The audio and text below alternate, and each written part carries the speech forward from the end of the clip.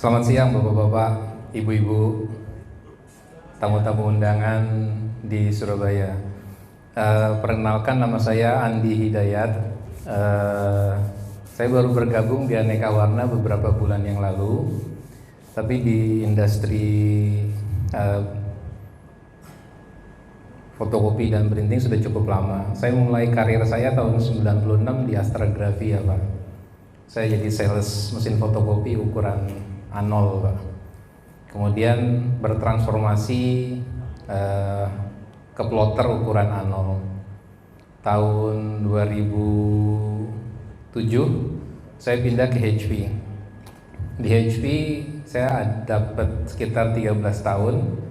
5 tahun pertama saya pegang HP DesignJet, lebih banyak dipakai di industri arsitektur, engineering dan construction buat ngeprint gambar-gambar teknik yang kebanyakan bentuknya garis, line drawing ya.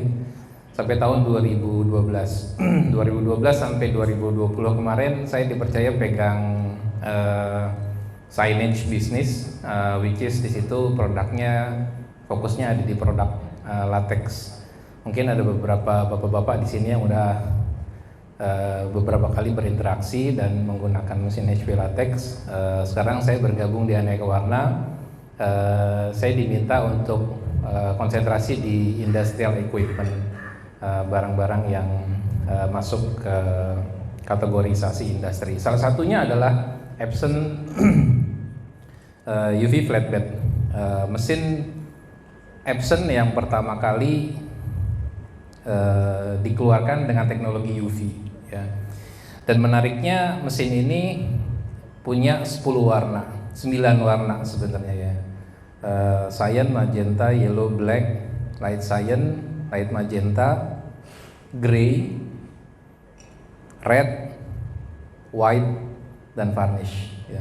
Menarik karena gamut warnanya jadi luas ya. Gamut warnanya jadi luas. Dia bisa print warna-warna yang printer lain gak bisa keluarin.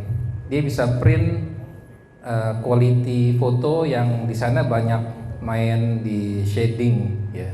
Karena ada warna light magenta, ada light cyan, dan ada warna gray. Nanti kita kupas satu persatu kira-kira apa yang ada di sana. Epson punya kategori signage. Produknya ada yang roll to roll dan ada yang rigid ya. Yang roll to roll tentunya kita sudah banyak tahu, ada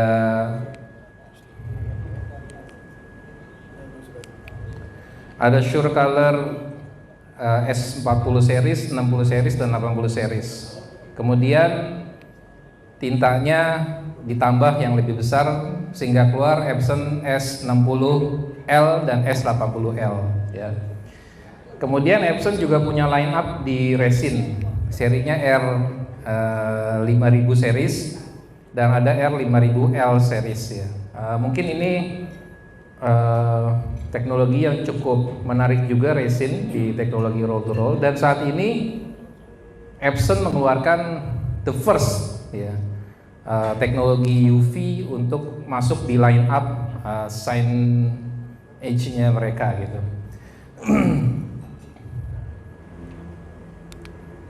Saya mulai dengan satu video. Video ini kira-kira merekap apa kelebihannya Epson V7000 ya. Menarik untuk dicermati. Nanti setelah itu saya akan kupas dengan slide-slide saya berikutnya untuk mendetailkan apa yang kita lihat di video ini. Jadi saya harap bapak-bapak, ibu-ibu lihat video ini dengan seksama. Saya tidak akan interrupt. Nanti mungkin setelah itu baru kita akan jelaskan satu persatu ya. Silakan dinikmati.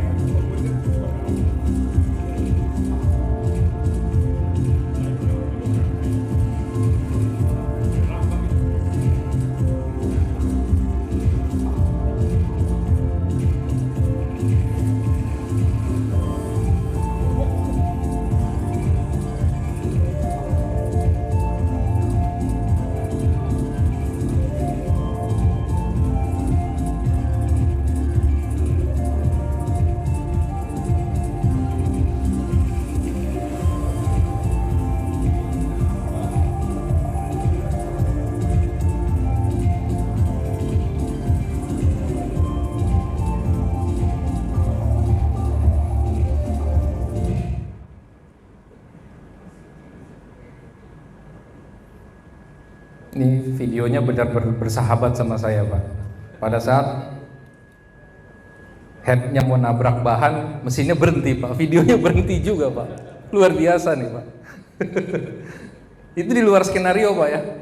Benar-benar berhenti sendiri tuh.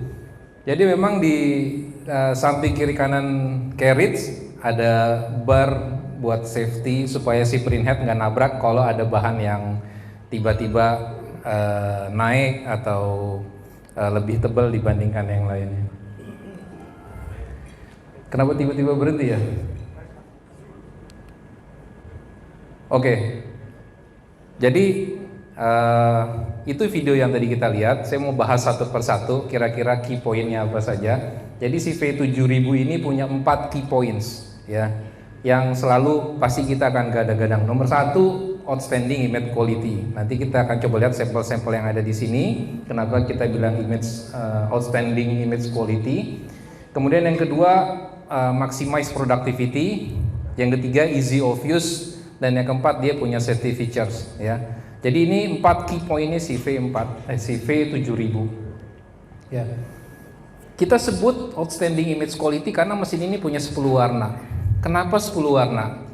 Cyan, magenta, yellow, black. Kemudian dia punya gray, light cyan, dan light magenta. Kalau di video tadi kita lihat fungsinya warna yang light ini untuk apa? Shading ya. Jadi smooth transition. Jadi kalau kita punya file yang di situ ada skin tone, ya, ada gradasi dari gelap ke terang. Ini akan berfungsi dengan baik karena ada tinta gray, light cyan, dan light magenta. Ya. Kemudian dia punya red. Red penting sekali untuk menghasilkan vibrant red yang kadang-kadang susah dicapai dengan proses pencampuran warna magenta dan yellow misalnya gitu ya. Untuk mencapai satu gamut red tertentu nggak bisa dikejar dengan pencampuran red dan yellow. Epson keluarin ada rednya sehingga memudahkan kita untuk mencetak gambar-gambar yang vibrant red ya. Kemudian dia punya white. Tentunya white banyak dipakai untuk layer, apakah dia underfloat, apa overfloat atau sandwich ya.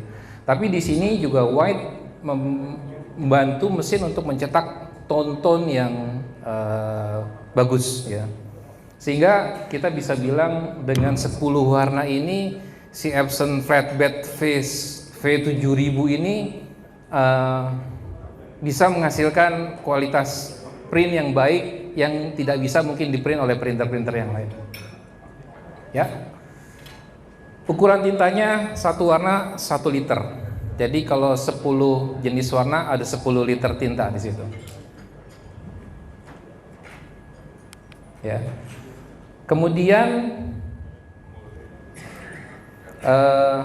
teknologi printheadnya juga teknologi precision core yang baru. Penyemprotan tintanya tidak dilakukan secara paralel, tapi dia punya variable drop dari yang besar sampai yang terkecil bisa 3,5 pikoliter. 1 pikoliter itu adalah 1 per 1, nolnya ada 12. Berarti 1 per 1 triliun liter. 9 ya? 9 miliar Pak, 12 triliun ya. Jadi 1 pikoliter itu adalah 1 per 1 triliun liter. Nah ini drop size tinta yang terkecilnya bisa 3,5 pikoliter ya.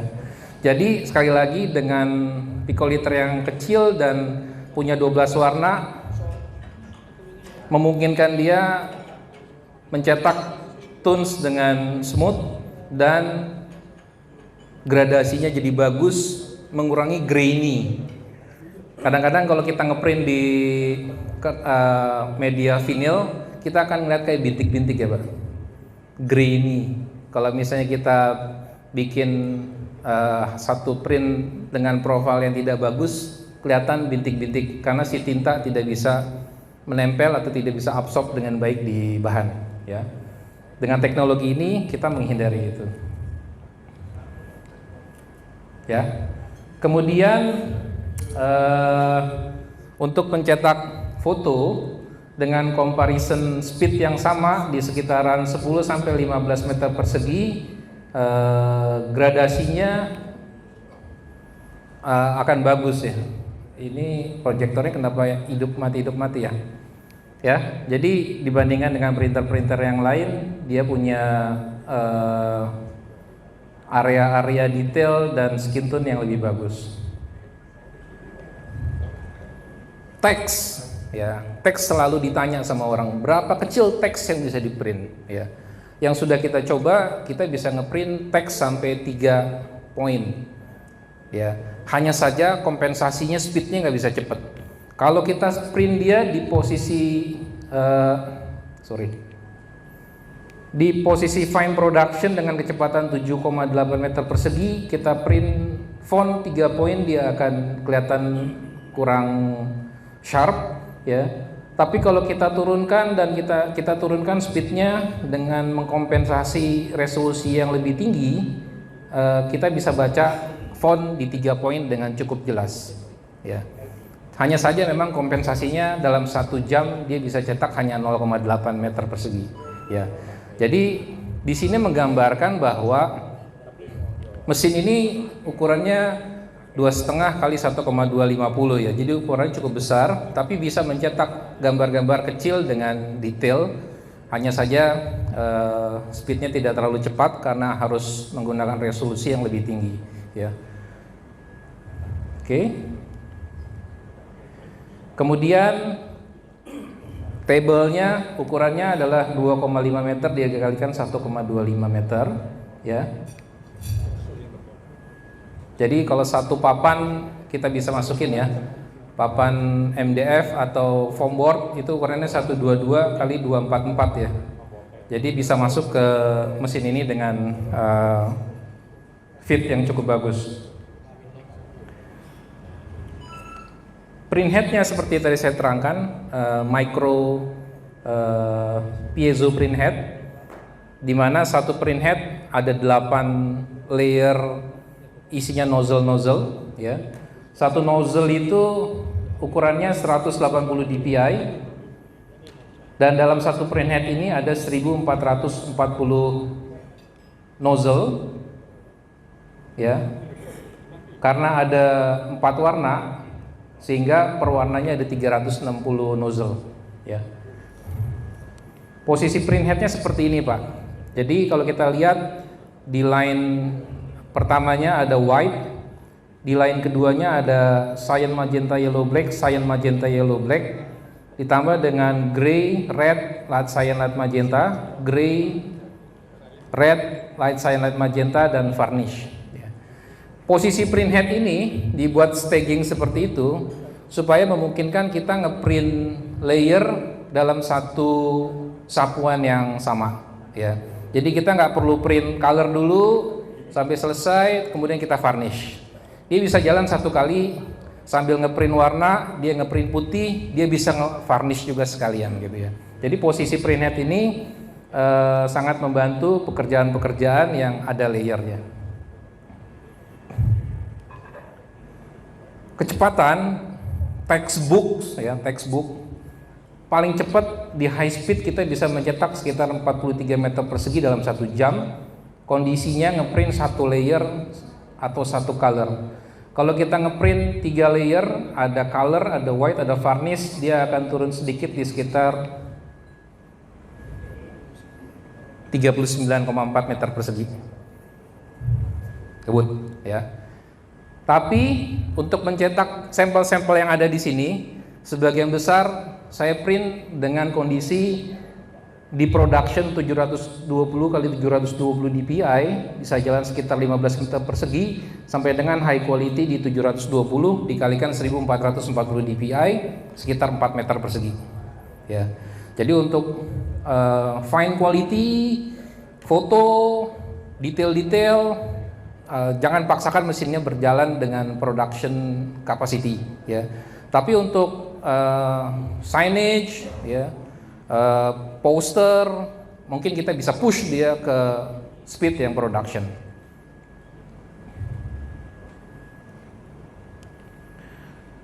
Kemudian Epson sekarang melengkapi line up-nya dengan rig software yang sudah dibundle di dalamnya, ya. Ada Epson Edge Print Pro, memungkinkan kita memudahkan untuk pilih print mode mana yang kita mau pilih untuk satu print job tanpa susah-susah kita harus bikin profile atau kita download profile dari source tertentu. Media ketebalan maksimal sampai 80 mm, 8 cm. Ya, cukup tebal dan dia dilengkapi dengan sensor untuk mengukur ketebalan. Jadi kalau kita punya bahan, kita nggak perlu pakai penggaris atau kapiler lagi untuk mengukur ketebalan bahan. Kita taruh aja bahannya di meja, kemudian si carriage dia akan jalan. Kalau kita lihat video tadi, dia punya sensor untuk mengukur ketebalan bahan. Dia akan turun sendiri untuk mengukur ketebalan bahannya yang paling tinggi ada di sebelah mana, ya.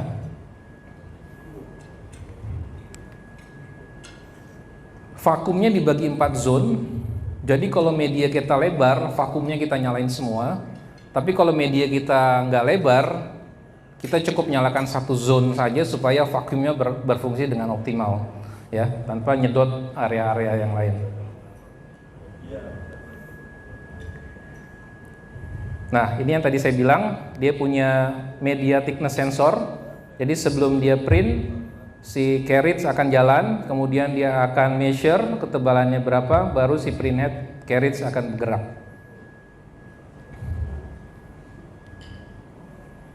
Dilengkapi dengan jam detektor. Yang video tadi tiba-tiba saya berhenti. Jadi di samping kiri kanan carriage ada namanya jam detektor. Kalau misalnya si carriage lagi jalan, tiba-tiba ada media yang tertiup angin, atau misalnya ada media yang tiba-tiba ujungnya mengangkat, si jam detektor akan nabrak duluan dan si carriage akan berhenti, mengamankan printhead kita supaya nggak crash, ya. Ini juga sangat penting karena kadang-kadang misalnya kita ngeprint infraboard gitu ya Pak, kadang-kadang kita nggak bisa terima yang kondisinya mulus, rata, walaupun setelah ditaruh di atas table si vacuum akan nyedot, ya. Tapi kadang-kadang beda 1 mili, beda 1,5 mili. Kalau misalnya kita nggak hati-hati, si carriage akan terus bergerak dan dia akan menggesek bahan sehingga printhead kita rusak. Dengan adanya jam detektor ini, dia akan stop, berhenti, nggak akan lanjutin sehingga si printhead nggak nabrak, ya. Kemudian ada satu fungsi yang menarik Pak. Jadi di carriage, di bagian belakang carriage itu ada ionizer yang fungsinya biasanya ada bahan-bahan yang statik ya Pak, karena debu atau karena apa, sehingga menyebabkan si tinta akan bergerak karena debu gitu ya, atau pelengketannya tidak maksimal. Dia punya fungsi untuk membersihkan itu. Jadi dia prevent dust from adhesing, ya. Jadi mengurangi resiko tidak menempel dengan bagus.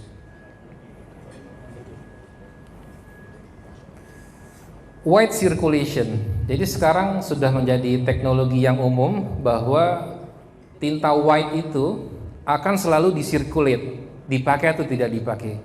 Karena white itu bukan warna ya Pak, tapi dia emulsion, sehingga kalau dia tidak dipakai dia akan mengendap.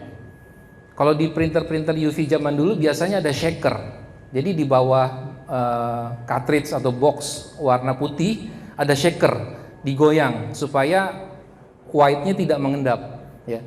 Teknologi sekarang seperti tadi kita lihat di video, putihnya ini selalu disirkulate, ya, untuk menghindari dia mengendap warna emulsion putihnya. Dan yang terakhir ada proximity sensor. Kadang-kadang operator ngeliatin hasil printnya bagus apa enggak, maju ke depan, berusaha megang atau kepalanya masuk ke dalam. Kalau enggak hati-hati si carriage bergerak bisa ketabrak.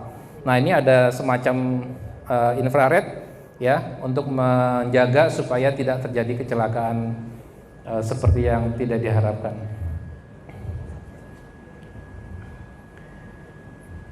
dan ada beacon, lampu tower untuk melihat kondisi mesin kita dalam kondisi siap print atau tidak dalam siap print. Ada hijau, ada kuning, dan ada merah.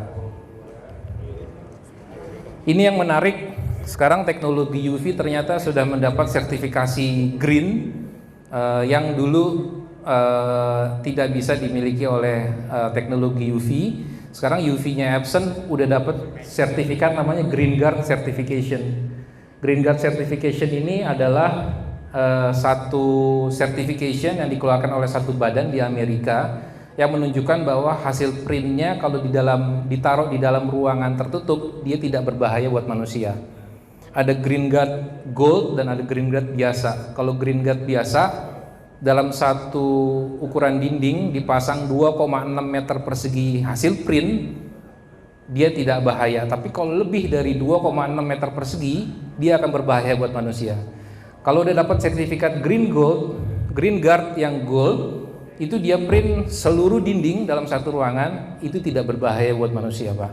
Jadi ini penting buat bapak-bapak kalau misalnya bapak punya project di rumah sakit atau di sekolah anak-anak, ya, itu bisa kita tunjukkan bahwa teknologi UV-nya Epson tidak berbahaya buat manusia. Dan ada beberapa certification lain, AGBB buat di Jerman dan VOC buat di Prancis, ya. Ini bisa diambil dari MSDS-nya si tinta untuk menunjukkan bahwa hasil print ini bersertifikasi internasional, ya. Ini certification yang lain, saya skip aja, nanti mungkin bisa dibaca di textbooknya. Software mesin ini datang dengan dua software. Yang pertama Epson Edge Print Pro yang biasanya dipakai buat submitting job, ya. Dan ada UV Flatbed Controller dengan tambahan feature, ada Print Head Alignment Adjustment dan Media Thickness Measurement, ya. Jadi dua software ini nanti kita bisa dapatkan di V7000. Kira-kira itu rekap video yang tadi kita tonton, ya. Mudah-mudahan bisa kita lihat, dan kalau ada pertanyaan nanti bisa disiapkan pertanyaannya.